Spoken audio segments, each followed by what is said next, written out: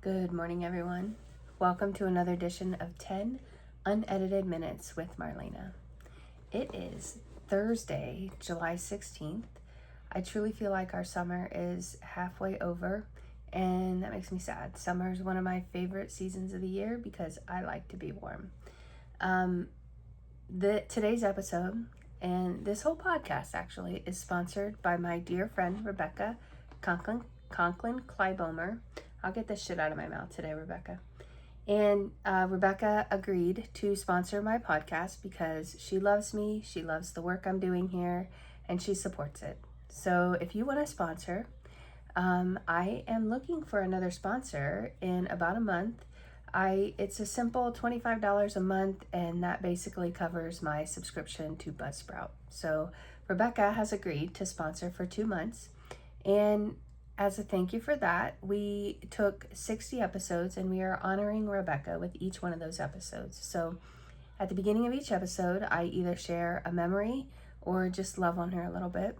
And yesterday, I started a series within a series.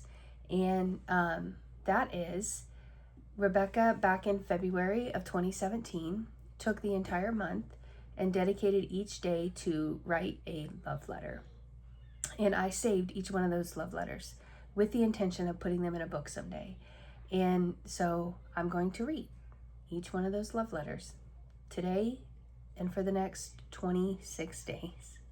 So today's love letter from Rebecca was written on February 2nd, and it says, "Dear Daddy, your heart has been foremost on my mind for a month now.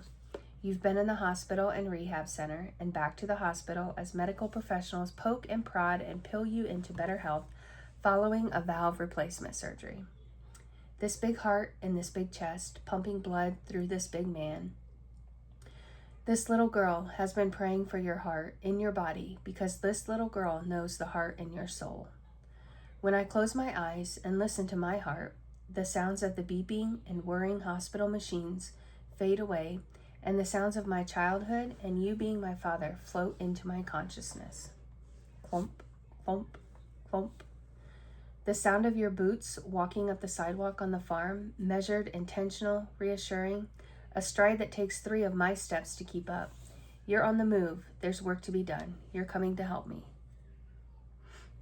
Ho-ha, ho-ha, ho-ha." The heartiest of laughs, pure merriment and a little orneriness. The punctuation of the happy birthday song that you've been singing to me for more than 40 years. Bam, bam. The heartbeat of your hammering. One little tap to set the nail, one forceful whack to give that sucker right in. To drive that sucker right in.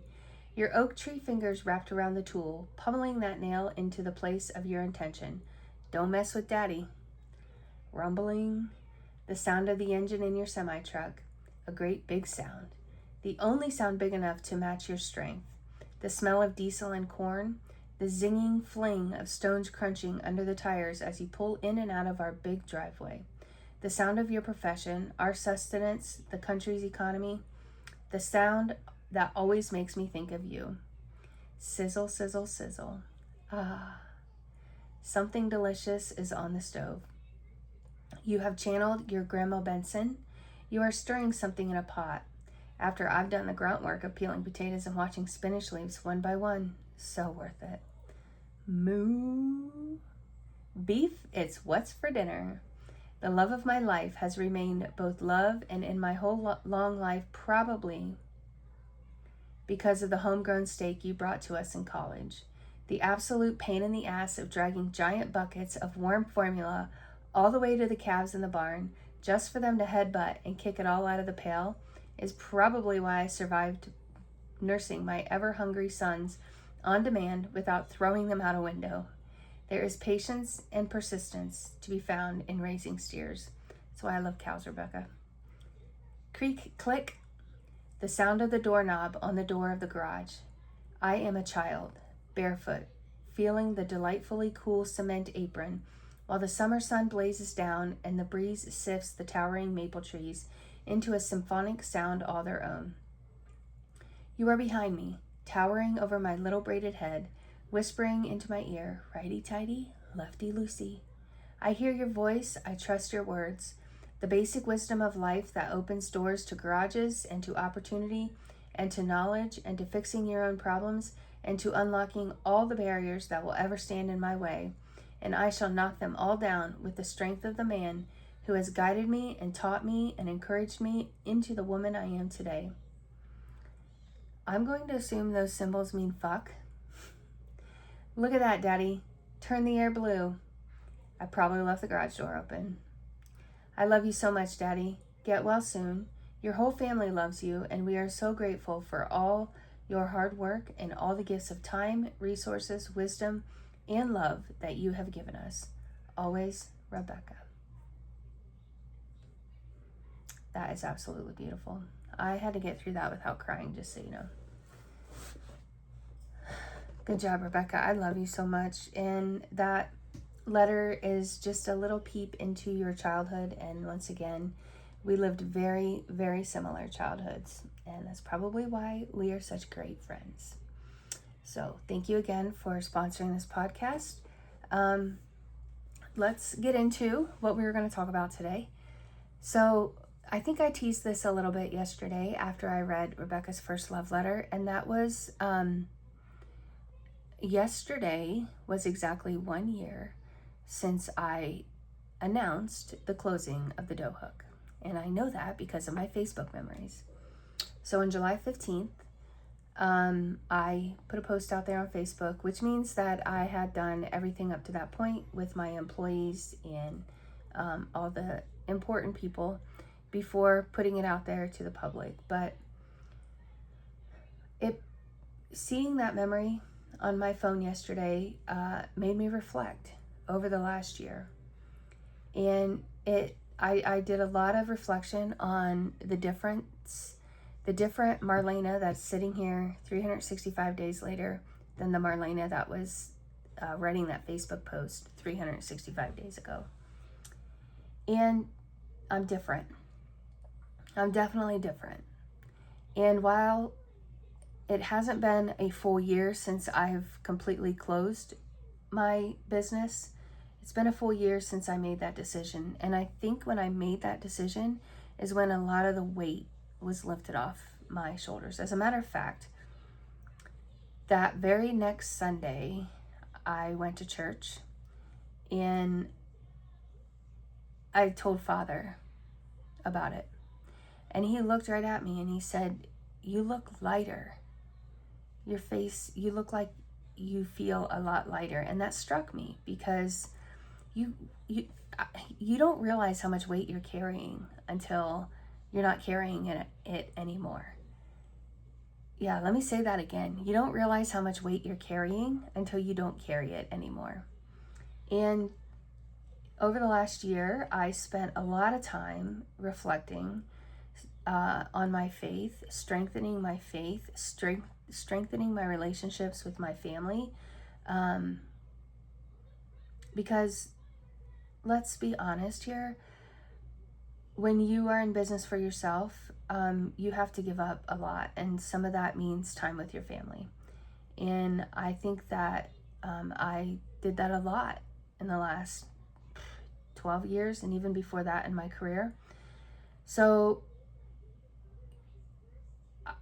these last few months, I'm just really enjoying this time. Yesterday, I went with my daughters and my granddaughter to the pool and literally just floated in that pool all day. We went to the Bluffton pool up here, and I'm so grateful they allow floaties because I took a small one. I wanted to bring my big old one, but I didn't think that would look right.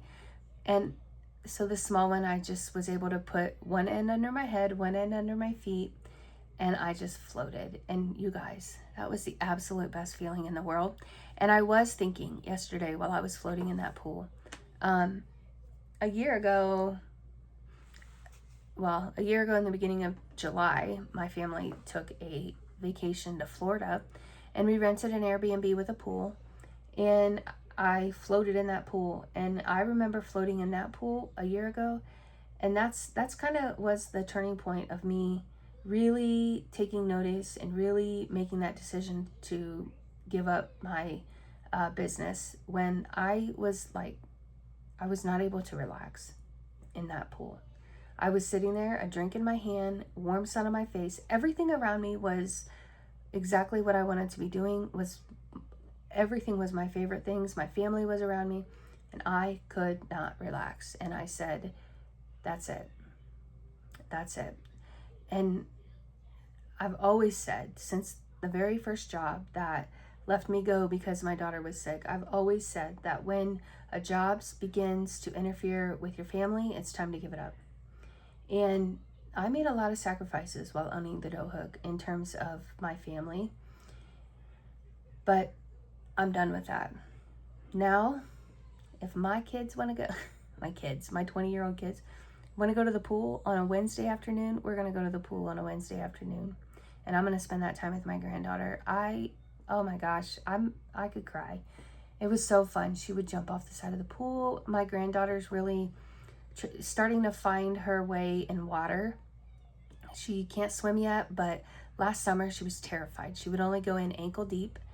And this summer, that girl is jumping into the 5-foot deep end with an inner tube around her waist into my arms and just loving every minute of it. And she was floating too yesterday. Just not a care in the world, floating around. And yeah, it was a great day. So I'm still working on myself. I still think I have a ways to go, but Marlena a year ago versus Marlena today is a very different person. A lot more relaxed, a lot more faithful, and yeah. And I can't wait to see Marlena in another year because I really think it's going to be nothing but up from here. I hope so. I hope so. So, we actually kept this episode within 10 minutes today. So we're going to cut it there. And I love you guys. Rebecca, I love you so much. Reading these letters, the second letter today, I felt like I was reading a letter of my own father. So that was beautiful. It was absolutely beautiful. I almost started crying, but I held it together. I love you so much. Thank you for sponsoring me. Thank you guys for listening to me and supporting me. And pray for me. I will pray for you. And we'll see you tomorrow, guys. Bye.